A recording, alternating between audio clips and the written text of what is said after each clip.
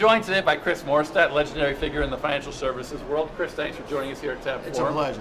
I want to talk to you today about reining in big data. You know, big data is the topic today. Everyone's talking about it, but there are risks associated with it, aren't there? Oh, there's many, and there's a lot of issues that surround. Data in general has, certain dimensions that have to be looked at. Right. There's the content, the speed of delivery, the risks involved with big data and handling big data. But, when you look at it, we need to find a way to control it.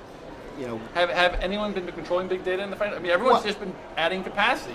More servers, there are only more two storage. solutions to it. One is buy more capacity, do more programming, increase costs, more networking, or find a way to through regulatory incentives or cost incentives, to shrink the amount of data that's there. Well, let's talk about that, regulatory and cost incentives. I mean, regulatory incentives when we talk about not all data, there is a lot of big data that you want. Right. Our problem, what I see in the industry, is that there's a lot of background data that's just garbage. I call it static. Okay. White noise. There's a lot of orders that never get executed. There's too many cancels. The ratio of orders in the equity market anyway, the ratio of orders to executions to cancels is way out of whack. Exactly. Now it's not the 90% of the players that are generating that. No, it's a small percentage of players. But everyone has to incur the costs of that.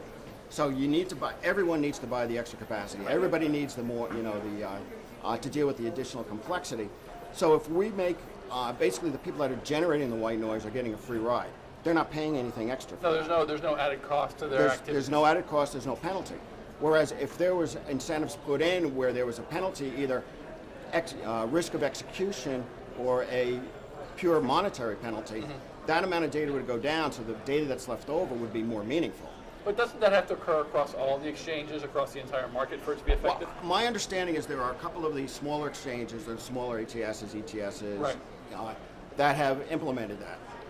Those types of incentives, trying to attract the the more long-term, the right, more the long-only guys. But for it to be effective for everyone, it needs to be at the big guys. You have to do it at ICE, you have to do it in New York, you have to do it in NASDAQ. And until that happens, I think we're just going to be stuck with the background noise and the static.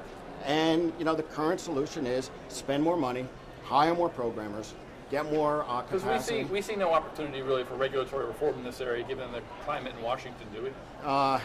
We can't even appoint a judge at this point. So, so it really is. We've got to deal with this as an industry, or just continue to spend more. The costs are going to go up, and the risks are going to increase. For the vendor community and the technology area, that's a great solution. But I'm not sure it's the best solution for the industry as a whole. Well, Chris, thank you very much for joining us at TabbFORUM. It's always great to see you.